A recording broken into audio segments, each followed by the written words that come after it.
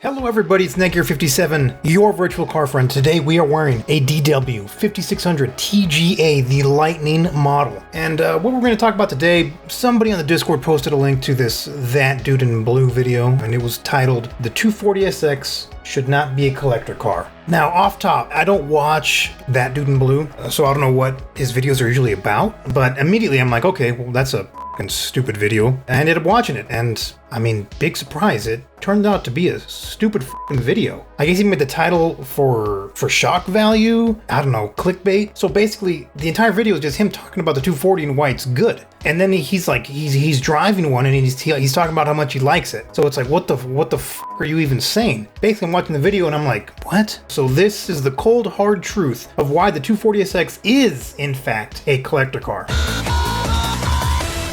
Okay, so first off, Sam, the dude that was the owner of that 240 in the video, brother, mount your damn harnesses correctly. You're gonna hurt yourself the way they are. The straps need to be even with your shoulder, as even as possible. Yours are mounted like on the damn ground. You risk compressing your spine. So like pretend like that's your shoulders. This is your harness. They need to be level. Yours are like that. So in an impact, it's gonna push you down. You're gonna compress your spine. You need to fix that as soon as possible. Like this is like no joke. Please fix that. And That Dude in Blue, those were not bricks. Not to mention you have bricks. OG Sylvia K bricks, basically. Well, yeah. Sylvia front. Those were triple projectors. All right, so with that out of the way, let's talk about what makes a collector car. And honestly, it's pretty simple. It's a car with universal appeal, high desirability, a car that men want and that women want to be inside. Yeah, that's a pagan joke. Anything can be collectible, but a lot of times what makes stuff collectible is it's things that people didn't realize that were going to be collectible. You know, stuff that people never thought it was going to be worth any money. Think about the baseball cards that came in fucking cigarettes like in the 30s. Those are worth the most money now. Like those are the cards that are worth the most. And why? Why is that? Because they were throwaway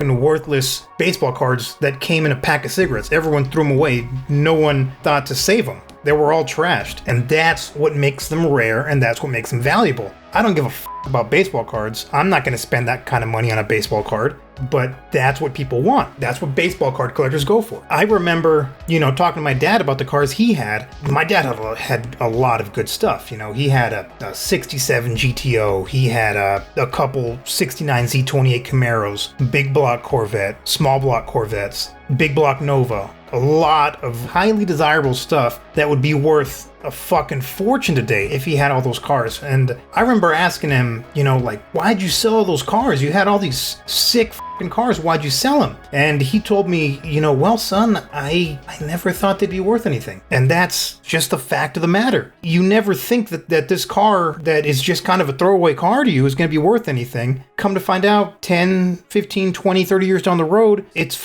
the prices are through the roof. Let's go a little bit more in depth with this collector car thing, right? And let's look at muscle cars. Why are muscle cars? Everyone is pretty much accepted that a muscle car is a collector car. Oh, 69 Camaro. Oh yeah, it's a collector car. 70 Chevelle. Yeah, it's a collector car. Cool. Wow. The parallels that you can draw between the post-World War II U.S. economy and the subsequent muscle car wars and the Japanese economic boom of the 80s and the subsequent Japanese takeover of the auto industry of the 90s, it's uncanny how similar those two things are. It's a roadmap between what's going to happen in the future between muscle cars and Japanese cars. What makes a 68 Roadrunner, oh, that's okay, that's fine, that's a collector car. Okay, but why not 91 240SX? The Roadrunner, it was a normal mid-size car that they put, it was a Belvedere, they took the Belvedere, which is a normal mid-size car, put a high-performance V8 in it, and marketed it to young kids at an entry-level price. Why is that okay to be a muscle car, but a 240SX is not? That makes no sense. Okay, so imagine someone in 1998 saying, no, the 68 Roadrunner should not be a collector car. It's just pure cope. Even in the 90s, the Roadrunner had already solidified itself in that market. And you'd be foolish to say anything other than the 68 Roadrunner is a collector car. let's go back here and let's follow the roadmap left for us by our ancestors. Let's look at what causes this stuff to happen. Okay, so baby boomers, they're exposed to these cars. They have universal appeal. You know, they're highly desirable. They're readily available. And the big thing is that they're low priced. The low price means they're attainable. Everybody, well, not everybody, but you know, the vast majority of people can buy them. And guess what? If you couldn't buy one, you probably wanted one. Okay, so now let's, you know, fast forward 10, 20, 30 years. These baby boomers, they have money now. They're, you know, remembering the cars of yore, the car that they had when they were young, the car that they wanted when they were young, the car that they desired when they were young. They have the money to buy it. Well, you know, they're not alone. Every other motherfucker that was a boomer, that saw these cars, that had these cars, that wanted these cars, is kind of thinking the same thing at the same time. They want to relive that nostalgia. They want to relive their youth. They want to grab hold of something. They want to sit in that car again. They want to smell that fucking car again. They want to push the clutch of that car. They want to do a burnout in that car, just like they did when they were young. Does that sound familiar?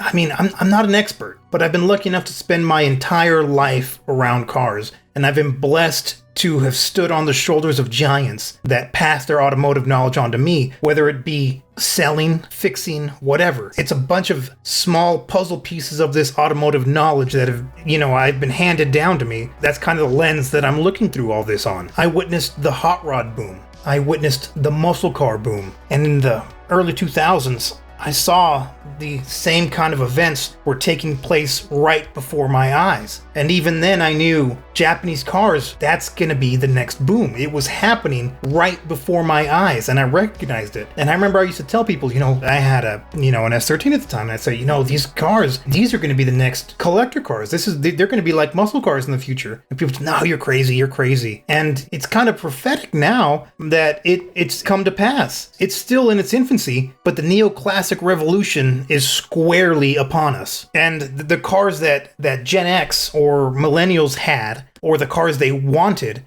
now, guess what? Those assholes have money now, and they want the same thing. They want to relive their youth. They want to grab that nostalgia. They want the car they couldn't buy, or they want the car they had. If it's the car they had, well, maybe they want to build the car the way they couldn't build the car when they were young. I have 2 S13s because of that. A few days ago, I went to look at a 21,000 mile bug-eyed WRX. The dealer was asking $25,000 for. And I went over there seriously considering it. The car, I mean, low-key turned out to be a piece of shit, but I probably would have bought it. The 240SX is one of those cars. Universal appeal, desirable, readily available, low priced, attainable. Now when a car like that has reached a point where the supply has dwindled, the price is generally going to increase with the demand. You may have heard about this principle if you took like high school economics, but it's something called the drift tax. So I'll give you a quick rundown of how it works. So basically the law states that as the amount of drifters goes up, right, and then the amount of supply goes down, it's going to make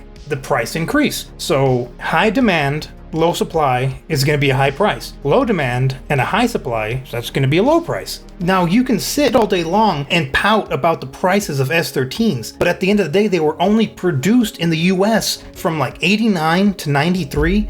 I'm not counting 94 because they're all fucking verts. Okay, and then until, 98 in Japan? So let's call it 5 years in the US, 10 years in Japan that these cars are being produced, right? Okay, so now I want you to think about this. The people that want these cars, the people that had them, the people that want to buy them, the people that want to drive them, they've been being born every day since, let's say, 1980, right? That's a round number. And then let's end it in 2006. That would be, if you're born in 2006, that would make you 16 years old today. So you're getting your driver's license and you want to buy a car. So from 1980 until 2006, motherfuckers have been being born every day since then. 26 years of births that all want this car that was produced for 5 years in the United States. Even if the attrition rate of the 240s today somehow flatlines, falls to zero, we no longer lose 240s to drifting or to fucking soon builds, the demand is still gonna keep happening. There's still people doing sex to each other and making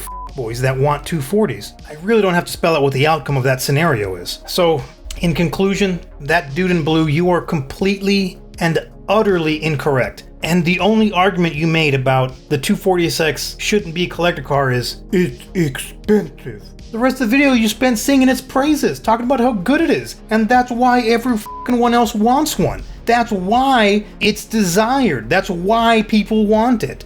The video was obviously clickbait, and it's honestly pathetic. This is the problem with these big name YouTubers. They'll do anything, say anything, shill anything, as long as they can suck on that giant corporate and it gives them their payout. All fluff, no content, garbage videos made to cater to the lowest common denominator. Dude can't even say come because he's scared of getting his pee-pee slapped. Now, me on the other hand, I actually just got hood certified. That's something that this dude will never be able to say. You'd think I'm f***ing playing.